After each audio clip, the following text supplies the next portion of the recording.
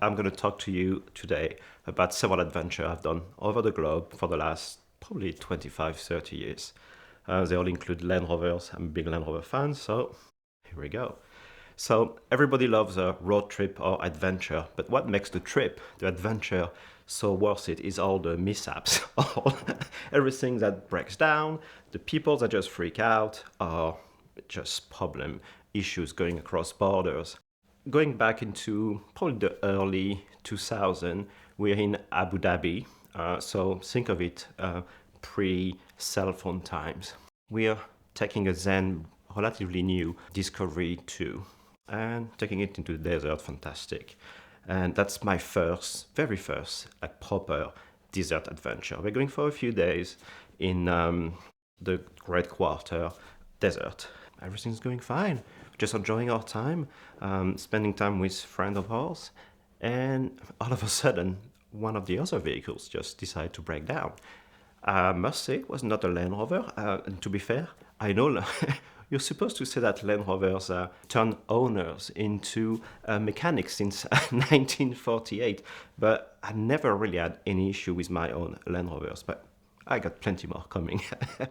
So we are, again, a couple of hours south of Abu Dhabi, in the desert, middle of nowhere, no phone service, and then the Jeep Cherokee just dies. And where does it want to die? It's not going to die on top of a dune, all the way down in the bowl-shaped dune. So the clutch was gone. So no way to push it out or anything. Luckily, we had some satellite phones. So we managed to call someone, and they brought two big like Nissan Patrol with big V8 conversion, and they managed to pull the car out, but not before we spent the whole night enjoying the fantastic sky in the Emirates. So that's one good adventure, but it's nothing with what's coming next. So the next story takes us in Africa, in Morocco. We're in 2011. Back then, the Range Rover Evoque was just coming out or just came out. And with my colleague, John Pearson, the editor-in-chief of Land Rover Owner International, we take the then brand new Evoque in the dunes all the way down to Merzouga, and everything is fine. He drives down from the UK, I fly in, I meet him, and as soon as we make it to Marrakesh, he unfortunately has to go home. Not a big issue, I will have to test drive the car, and I will have to do the photos, which is tricky on its own, but luckily we found some local help. So everything's fine. We do the story, have a fantastic time, and to be fair, the Evoque is a fantastic car in the sand. I was very surprised, but it all worked. The tour is done after a few days. We go back. I'm on my own, driving all the way up back to the UK. Going through the Moroccan border out should not be an issue. However, in Africa, in Morocco in particular, the car, foreign car, when it drives in the country, is linked to whoever drove it in. They don't want people to leave European cars in Africa and then fly out. So they make sure you cannot leave the country without your car, and vice versa. Obviously, John was in the UK. The car belongs to Land Rover UK, and I'm just driving.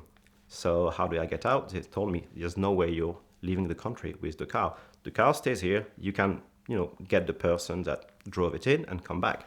And the circumstances for which John went home made it impossible for him to come back. So it's not going to happen.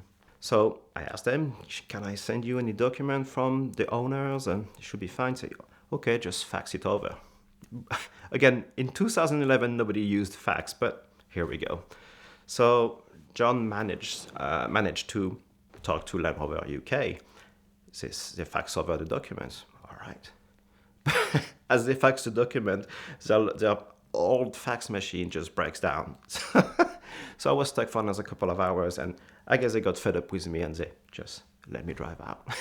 So that was a long story. Driving home was another couple of days, but again, fantastic car. I was very surprised because it's like a city SUV, but again, it was fantastic in the desert. The funny thing is we drove for a week in the dunes, again in the Merzouga desert, and nothing happened to the car, not a scratch.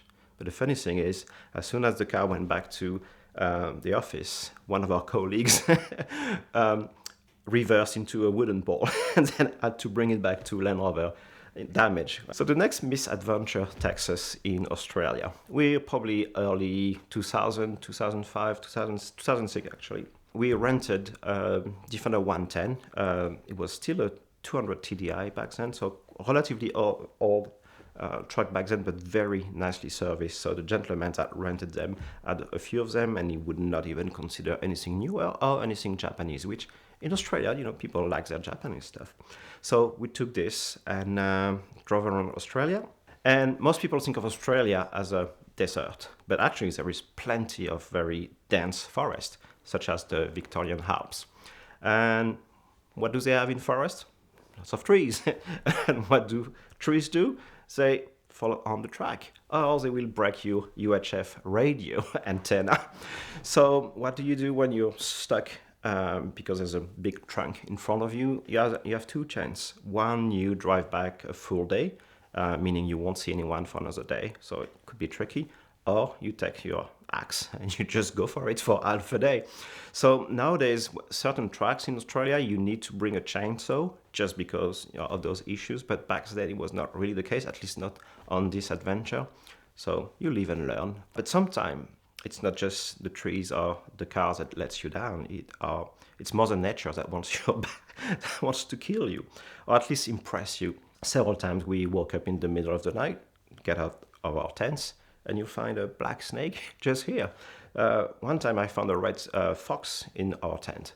So stuff like that happen. So yeah, sometimes nature wants to kill you. So if you want to discover Australia, maybe go with someone like a local guide. That's always a bonus, and Australia would keep you on your toes. So here you go. After 25 years of driving Land Rovers all around the world, again, I never had any major issue, but keep on your toes and always travel with someone, and maybe bring that extra jerry cans with you and a little set of tools, and keep your mood up, because something is gonna happen. Something is gonna break down, whether it's a Land Rover, a Jeep, or any Japanese pickup truck. But that's what makes the story worth it. That's what makes the trip worth going, and the people you happen to travel with. And you make the best relationship and friendship with people you struggle with in a stressful environment. So if you're considering doing an adventure, just find the right people, because that's going to be a struggle. Sometimes you'll get upset with them, but just go over it. And at the end of the day, you'll have a superb adventure to tell your kids. This month, the VINwiki content is brought to you by Auto Tempest. Auto Tempest has supported VINwiki for years, Car Trek as well, all of our friends, but what we really love them for is that it is the most powerful way to shop for your next car. They compile all the results from all the major listing sites into one place. Autotempest.com, all the cars, one search. That means you get to all the deep, dark corners of the internet to find the exact car that you're looking for as fast and efficiently and powerfully as possible. You also get to see how it stacks up against all the other cars like it that are for sale around the country. And so check them out now at the link in the description below to shop for your next car with Auto Tempest, and thank them for their ongoing support of VINwiki.